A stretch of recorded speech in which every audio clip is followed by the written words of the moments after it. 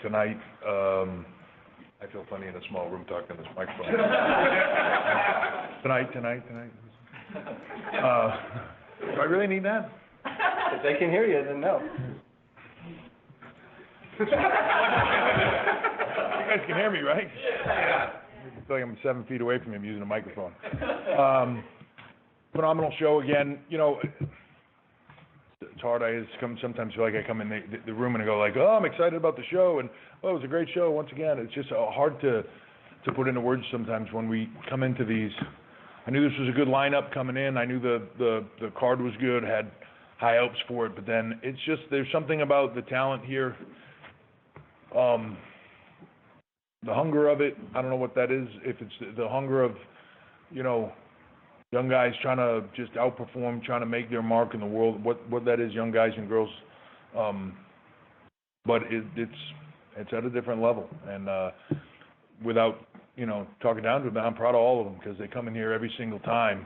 It's not a matter of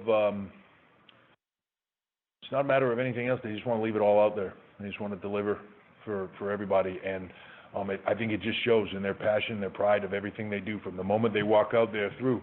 And that's not to say, you know, everybody else on the other brands, Raw, SmackDown, every place else, they don't have that passion, but it just feels different for some reason here. And so it's hard, you know. I'm so proud of them. And the only thing I'm upset about tonight, I'd taken my arm brace off for a little bit because this thing's a pain in the ass, and I had to put it back on because I kept getting so excited during the show that I was about to rip my pec back off, and I felt like, man, I should probably put my brace back on. So other than that, what a night. From Riddle walking out here and lighting the place up, and just probably setting himself up as just with his aloof personality, just coming out there and bringing a different intensity just in the spark moment, to Shayna and Kyrie, who just, I think, have phenomenal chemistry, and you just launched a whole bunch of, there's 4 brand new characters coming out of that match tonight that will move this thing to a whole nother level, to Alistair and Johnny in I don't know how many months of storytelling that is, of building to that, of the whodunit, and getting to where they are, but just going to town with each other. Gargano again proving to be the kind of in some way the standard bearer of NXT. Just I think it was like his 11th takeover or something like that. Crazy. He's delivered on every single one of them. Only to be followed up by Tommaso and Dream. Tommaso's operating on a whole nother level to me as a performer right now. But then you see Dream, and I have to remind myself he is 23 years old. Every time I watch him, I go, and he is 23 years old. It's scary to think where he's going to be. Scary to think where he is now. It's scary to think where he's going to be. And then just to cap it off with the WarGames match, which when you talk about leaving it all out there, just crazy good. Guys willing to just take their passion to another level, leave it all on the line. I don't know how many rotations Ricochet made, but that kid's got a brass set on him, because I even like looking at him up there that high. I don't know who had it worse, watching him come down on you or him being up there, but crazy and epic, and everybody walked out of here pretty much unscathed, which is the big sigh of relief. So it was a phenomenal night. We had about a little over 13.5 in the house, so good night, especially when you consider being in LA 4 nights back to back. That's pretty phenomenal, and to me, once again, NXT proving why it's the hottest brand going. So with that, I'll open it up to you guys. All right, so for those on the phone, we're going to start in the room. We'll do 2 in the room and then 2 on the phone and go back and forth a couple times. We'll keep it to 1 per person to try and get to as many as we can. So in the room, anyone have a question? I have a question. And also just say who you are and where you're from, so people on the phone know who you are. Hi, my name is Ryan Satin from Pro Wrestling Sheet. Help, do you want the microphone? No, I'm good. I'm very loud, don't worry. So during the press conference, or during the conference call earlier this week, you mentioned there was only 4 matches. What went into the process behind adding? I lied to you.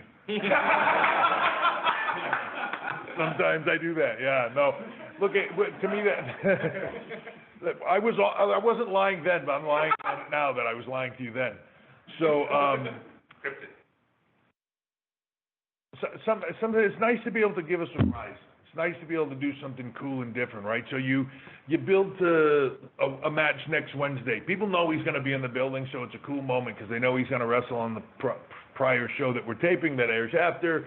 But so you set it up, he's going to air then, but then he doesn't come out. But then they have a little thing in the pre-show, which I don't know if you got to see that because you were in the house, but they did a little thing in the pre-show with a little confrontation, and then, you know, Riddle, he's new. He doesn't know how these things work. You can just walk out there and make a challenge, right? So he just goes out there and he does it. That's his personality. But it creates like this thing that if you don't see that and you're just tuning in, you go, oh, man, here's something I didn't expect. Gives you a cool little shocking moment, and then just as you think that's the shocking moment, there's a flash KO, and as Cassius Ohno is getting the words, I'll knock you out, he gets knocked out, and you just make Riddle this, you know, while he has this aloof personality, you see that when the bell rings, holy cow, he's dangerous, you know, win-win for everybody. My guess is that pushes Cassius Ohno over the edge. It's kind of an embarrassing loss, and, you know, probably doesn't sit well with him, so to be seen and told another day, that story. But to me, just a cool moment. Another question for the room? No? Russ Weekland, Hollywood Life. What do you do? NXT Takeover delivers every single time. What do you still need to see from takeovers in the future? Because they continue to deliver, but there must be something that you still need to... you know, look, you always have to top what you did the time before. That's the difficult part of this business, right? You can't sandbag it. You gotta put it all out there. But then as soon as you put it all out there, it's the nature of our business, right? The second you're done having that match, people go like, oh, now what are you gonna do? Oh wait, you know what I mean? And that's the pressure of this. You always have to take it to another level. But it's also what makes it so good. You know, I think that's what makes these kids so good, that what makes our business so great. It's like just, you know, I feel like that's been the constant thing, is to always, you know, even at a Mania level, you know, if you get done and Mania fires on all cylinders and you're at the end of it, you're like, man, holy cow, that was what an epic night. Like then you got to go like, geez, we got 12 months to figure out how we're going to do better than that next year. That's the beauty of it. But you find a way. You find a way, you deliver. The great thing is it's a team effort, and that's the one thing about NXT. I stand up here and talk about it a lot, but the truth is there's a massive, you know, it's a massive collaboration of all those talents, all supporting each other and rising up to put on the best show, start to finish possible. But then, you know, the Sarah Matos, the Matt Blooms, the Shawn Michaels, the you know, the Steve Carinos, all the people, Terry Taylors, that make this thing happen, that are there on a day-to-day basis working with these talent and taking them on it's a huge team effort. For all of them, there's a bunch of people behind the scenes that you don't even see that are making the show possible, and the crew that's at the TV studio and the digital teams and all those things, they're all working together. The truth is, when we first started NXT, most of those people, it wasn't part of their day-to-day jobs. Most of those people, we'd start running a show, and I'd announce a takeover or whatever it was, and I'd be waiting for my phone to ring in my office for somebody from the TV studio to come and go, hey, I saw you have a package between this person. You mind if I work on that? I just do it in the weekend when I'm, you know what I mean? It was all people that just wanted to be a part of this brand that was becoming hot, and they could do things outside the box and experiment. So it became this passion project that everybody wanted to be a part of, and they were just doing it on the side until it started to blow up and become more. And then, you know, they started getting into it. But it was all the people that were just wanting to be a part of that and take it to another level. And then we started taking them fully and taking them in full time. And so everybody that's there is just super engaged in it, and they participate in it so much. And they're all a part of the success of it, which is what I think is cool. Everybody, you know, when I leave here, I'll go in the other room, and everybody's going to be in that room that worked on this show. And it's a moment for all of them, no matter what they put into the show or whether they were even on the show tonight. They're all a part of it. All right, so we're going to go to the phone for 2 questions. Thank you. And to our phone audience, that is *1 to ask a question. comes from Mike Johnson with pwinsider.com. Shocking. Mike, did you just stay on the call from last week? I told you I was going to get Brian Fritz. Absolutely, yeah. All right, so now that I've been redeemed, you mentioned experimentation, and we've seen some different things in the last couple of weeks. You guys now have an NXT post-game show on YouTube. There was talk about the San Jose TV taping was a little bit different from a typical WWE TV taping. Tonight we saw fans with the LED bracelets with that lit up the different lights in tune with the entrances. Talk a little bit about that experimentation and thus far what the reaction from yourself and others in the company have been, and how much more of that are we going to see in the weeks to come? Well, I think if you look back at the brand over the course of its run, we've done a lot of things. We did corner cameras, and then they made their way up to Raw and SmackDown. Once they get them, then I kind of feel like, well, then we're just doing the same thing they're doing, so I kind of take those off of our thing. We did LED boards around the ring. Before that went up, I remember when we did LED boards at one of the takeovers, and Vince coming to me and go, God, that looked great. I'm going to have those on Raw. And, 2 weeks later, those were gone. It's always been kind of we have a Full Sail, the Performance Center. Now we have the Content Innovation Lab down there as part of the Performance Center. These are all things that are, it's a think tank and an experimentation place for WWE as a whole. We can try things out. And if it fails, it's okay. It doesn't get the criticism or the spotlight that in some ways Raw and SmackDown or WrestleMania does. So we can try things and it can work or not work. These wristbands tonight it's a very cool opportunity from a tech standpoint, and as people adopt that, it's an opportunity for us, as you've seen in other sporting events, to turn the whole crowd purple when Velveteen puts his arms up, and to make a change, to make something unique within the show. I don't know how many people are aware of it, but tonight we did a virtual reality shoot. You could see there was a few unique cameras set inside of WarGames itself, in the corners and within the cage itself. I did not get to see it, but I had 20 people come that were working on the technology come all during the show to tell me, dude, you gotta see this. It's mind-blowing. When Ricochet did the dive from one ring to the other ring over the top ropes, and they were just saying how that looked in VR in that environment was just crazy. So for us to be able to experiment with those things, get outside the box, see what sticks, see what's awesome, see what people like, and take this to another level. That's what this is all about. You don't want to ever say well, it's all good enough and just stay where it is, because this business will change every single day. You never stop learning about it. You never stop trying to transition it. You always have to be willing to say, fans, the crowd that watches this, you have to give them what they want. And that want is going to change over years, over generations, over things, and you have to be able to morph and shift with it. So we try to stay on the front edge of that, and then where it goes from there, it's all WWE, so it's all good, and it all floats where it needs to be, and some things will work for the main roster, some things will work for NXT, some things we might find that work here, but we're not big on it for this brand. We might shift it over to the UK, or as we build other brands globally, shift them there. There'll be experimentation everywhere. All right, thanks for the time. Thank you. We'll take our next question from... And we'll take our next question from Dave Metzler with Wrestling Observer. Hey, how you doing? Hello, Dave. Hello, Dave Metzler.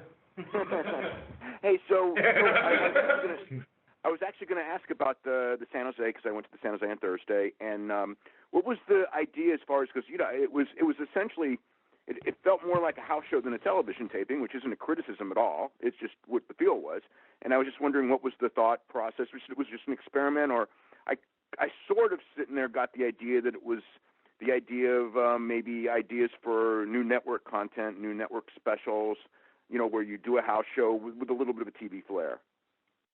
Yeah, experimentation of some new technology for us. that we wanted to try out and that we've been experimenting with. You know, that technology, what we shot actually went live. Didn't go anywhere and air live, but it went to our studio live. It was an opportunity for us to explore some new technology, but at the same point in time, it was an opportunity for us to get some really cool, unique, different venue-looking content to place within the shows over the upcoming weeks, right? So you'll see kind of some of the storylines play into what happened out of San Jose and, you know, what happened tonight prior to TakeOver, and then what will happen out of San Jose, and you'll see those kind of stories play out. It was an experimentation for us to get some unique content. Since we were doing it anyways, you might as well get something out of it, right, and make some cool content. So while we were experimenting with some technology, we did that. Turned out phenomenal. I think it looked really great, everything that I saw when it was sent to me. So excited about that, but I think it bodes well for us going forward, being able to shoot things in a different way, not only television-wise live, but as you said, network specials, being able to go live, network opportunities to be able to do something outside the box and unique, that as we move forward with fans, it's reimagining what WWE is, what NXT can put out, what the network can bring to you. You know, it's just reimagining all of it. It takes time to do all those things to make sure that you're delivering it in a seamless way. So we experiment with them, and we've been doing it for a little bit now with this technology, and we're at a point where we're very close with it. So I took it as an opportunity to capture some really cool content. So is this going to be like TVs for the next couple of weeks, or is it stuff that's just going to be interspersed throughout? No, so the stuff that aired tonight before TakeOver is this Wednesday. I think the San Jose, I mean, it's tough for me to keep track of all these shows where everything sits while I'm sitting here right after this event, but I believe it's the following week some of that content airs in there. But it's, you know, it's all in a opportunity to find some unique looking and different content that makes it have a different feel, maybe a grittier feel, and see where it goes from there. And on obviously from Thursday and from tonight, it's really clear that you've got plans for Marina Shafir and Jessamine Duke to be more focused with Dakota Kai and Kyrie and I guess Io as well. And was there any, you know, because they're very new, and I saw good things in both of them, but I was just, you know, the one thing is they are very new in the business to be kind of put in a kind of a semi-spotlight position, I guess. Yeah, look, put it this way, I wouldn't put them there if I thought they were going to fail at it. Is it a risk? Yeah, but like it's our job with any talent to try to protect the weaknesses, accentuate the strengths.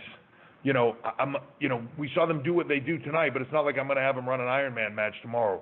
It's going to be step by step, and we'll get to a place that's comfortable with them. But I feel like they can deliver in the role that they're in. You know, the truth is, in any talent, especially when they're homegrown, having never done this before, and you're walking them into something, you always have a doubt: are they ready for what I'm putting in front of them? They're protected. They're around something that allows them to only have to do things that we can make them comfortable with. So I'm excited for the opportunity. And to be honest, having seen them, they've just come into this really fast. Like I said, if I didn't have confidence that they could do it, wouldn't have put them in the spot. Thanks very much. All right, so we're going to go back to the room. Thanks, Dave. Dave Schilling, Bleacher Report. How do you feel about the traditional 4-on-4 WarGames versus last year's 3-team 3 format? I don't know. I thought last year's was pretty good too. You know, it's one of those things like people like just, I don't know, the meeting, it's like a tradition. Oh, it's not this because it was that and it didn't have a roof on it. It didn't, like, did you, God damn, did you like it or not? You know what I'm saying? Shut up, watch it and enjoy it. Well, I guess my question is, do you feel like you're like... Huh? Yeah, dude, did you have a good time? And shut up. Hey, hit him.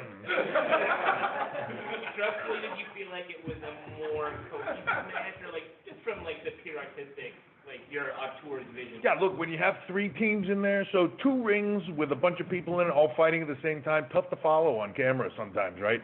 It gets, when you separate that out into multiple teams now, it's harder to follow. You know,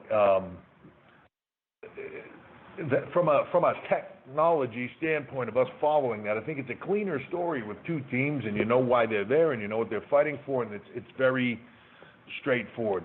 The three teams is a little bit more confusing, although I don't think when you got to the end of last year, it was like, I didn't like it. You know, it was good, it was great, and I felt like we took a brand that had been on the shelf. I'll go out on a limb and say, look, there was a lot of classic war games. I was a huge fan. That's why I brought it back. There was also a lot of terrible ones. Let's be honest, right? Roof, no roof, 2 teams, 4 teams, 8, however you want to break it up, right? Like, it's a funny thing sometimes. Like, even just I read, well, now they have to do where they stack the cages, and it's the Tower of Doom. Yeah, because that worked wonderfully. Go there, yeah. Like, I want to keep it in the guise of traditional, but it's also got to work for today. It's got to work for this world, this environment. The business has changed. It's not 1985, you know. It's 2018, and you've got to make it work for today, and it did. Tonight was epic. You know, the kid that's yelling that it's bogus because there's no roof on it is the same kid losing his mind because Ricochet did a double flip off the top of the cage that he couldn't have done if there was a roof on it, right? We should put a roof on it and have it so low that Sid can't powerbomb people and hits their head on the top and then lands them on the top of their head because there's a roof in the way. And you're saying Sid is in the match next year. Yeah. Yeah. And everybody else just decided not to be. Next in the room, over here. Hallersburg, yes again. You've been able to see Velveteen Dream from his days in Tough Enough, getting eliminated, to now having a star-making match in LA for the title. Can you talk about a little about how... Was this one the star-making, or was it the 4 others you had before? I'm not sure, yeah. Everyone has been, yeah. Just seeing him evolve from, a kid on Tough Enough to now, talk a little about his journey, and is there any wrestler from your wealth of knowledge that reminds you of him? Like, do you see any wrestlers that you're like, he reminds me of that guy? So it's something that just dawned on me the other day that there are a lot of talent now, and this will sound like I'm putting ourselves over. There's a lot of talent that all of a sudden I'm going like, wow, he has no right to be as good as he is. Wow, she has no right to be as good as she is. Wow, she has no right to progress this fast and be where she is. It made me start thinking like, I don't know, maybe we're doing something right, that we're doing something right in how we're recruiting these people and finding the people that have the aptitude and are the right human being to do what we do, that have that desire to learn this and do it. It's a great thing to want to be great yourself. It's another thing to want the show to be great and the match to be great and the performance to be great and Tommaso, if you're Velveteen, Tommaso to be great, and to understand that. That's what makes our business, that's what makes performers in our business great. So in some way we're recruiting it right, we're training them right, we're getting there right, and those talent are just comprehending it and getting it. He's not everybody does that, but he's a special kid that has, again, I'll say it again, 23 years old, I look at Pete Dunne is the other kid that I look at, and Pete, I go like, geez, he's just where he was teaching himself over there with nobody teaching him. He said it himself. I remember one of the TV tapings we were at right when we got started in the UK, and we told him something. He came back for the ring. We had told him something the day before, second day he did it, and he came back like he had this epiphany moment, and he's like, I just never heard that before. No one had ever said it to me before. He goes, look, none of us know what we're doing. We just taught ourselves this. We just figured it out ourselves while we were over here. There wasn't anybody showing us, right? We just kind of went about it and go like, hey, this works, that didn't. Let's do this, But when all of a sudden somebody's teaching them, and they've been begging for somebody to teach them, and now somebody is, and it just takes them to a whole nother level, especially when you're talking about TV production and everything else. They're sponges. They want it. They want to be able to deliver it at another level. And the team is right around them. I don't want to take away from them and what they're doing. So like I said, Patrick's amazing. Pete's amazing. There's so many talent that are, Dave asked about Marina and Jessamine. They're going to be good, really good, like something special, really good. Bianca Belair, again, there's no right to be that good where she's at, just stepping in the ring. There's Zhao Li that came to us from China. two years ago, she hadn't even heard of WWE. We had to explain to her what WWE was when we met her the first time in China, you know, and she was like, I don't get what it is. And we had to say, like, it's like Kung Fu theater. Oh, okay. You know, would you like to try it? Yeah, I would. And then she fell in love with it, right? And she's amazing. Like that, just, I know you can't see. Like, right? There's something right going on. And it's the mix of the people, it's the mix of the people teaching it, it's the mix of how we're finding them, it's all of it, but it's working. Whatever that is working. Keep doing it. All right, back to the phone. Well, I thought you that was one, right? No? Oh, no, that my bad, sorry.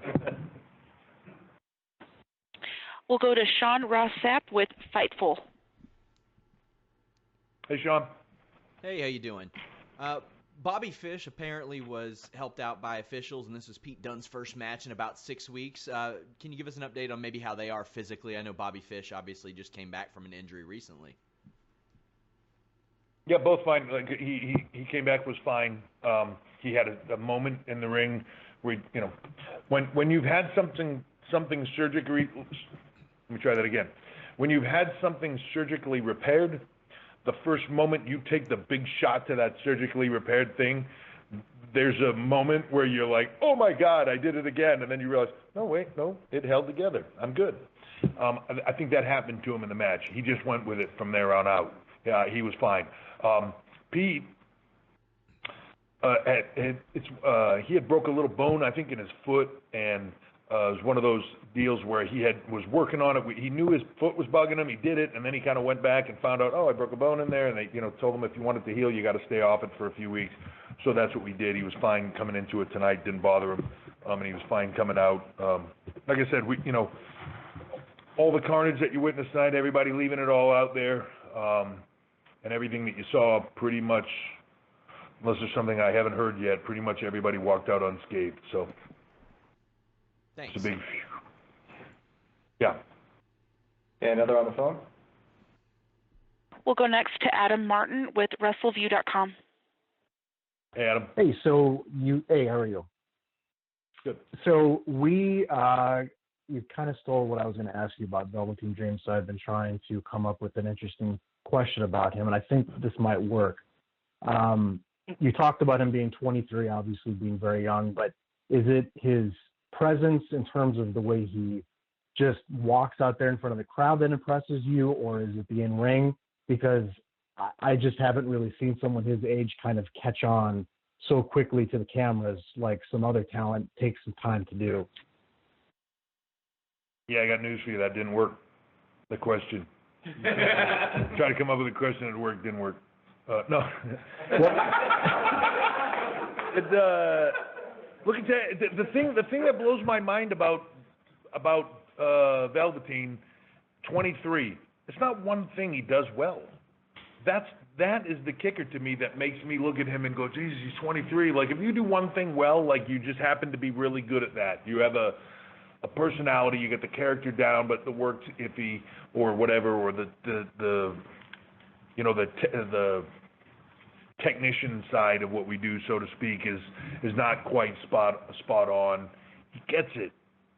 He gets the showmanship of it. He gets the mentality of it. He gets the working with the other guys. He gets it's my time to shine here. It's the other guy's time to shine here, and I got to do this here. He gets how to sell things. He gets how to work with things. He gets when he's supposed to have intensity. He gets when he's supposed to back off that intensity. He just gets it.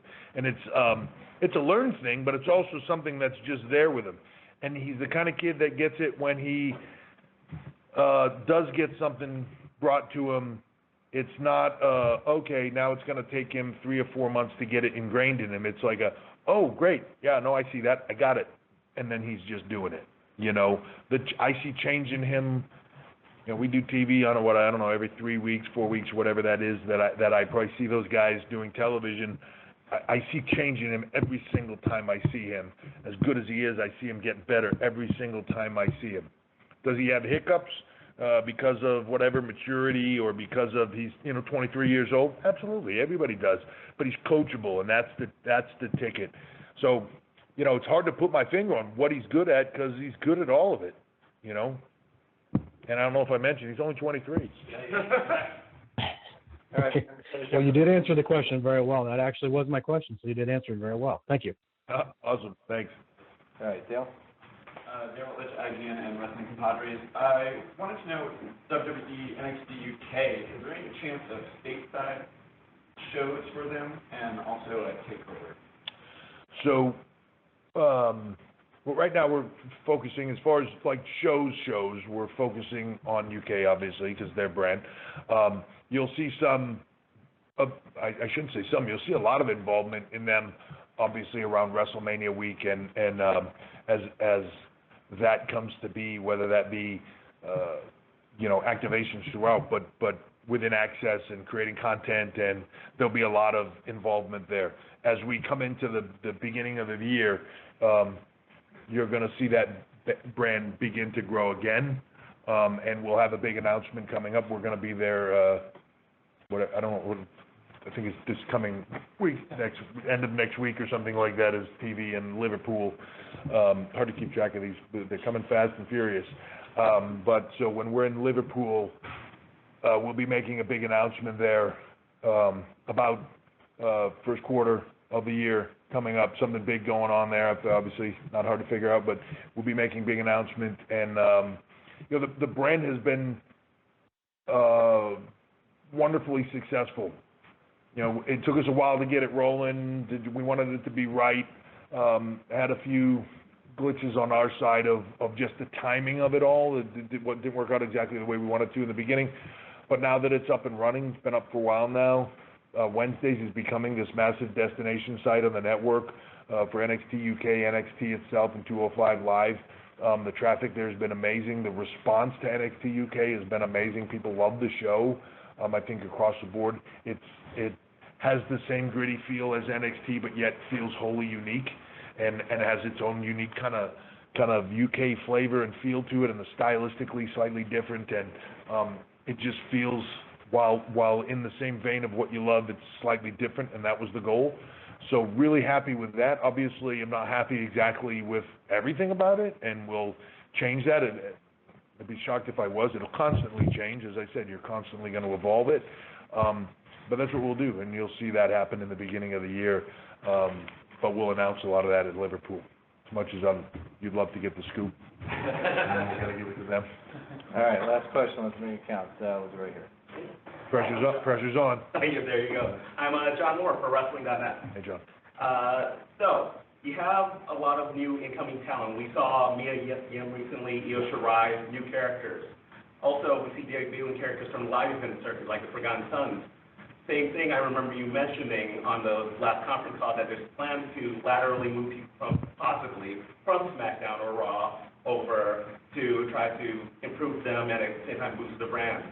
All these new characters popping up on top of the roster, but the 1 hour, the 5 match, and the around 2:45 minutes don't change. So is there any pressure to increase those limits, or is there some reason you're trying to stay under those limits, beneficially, of course?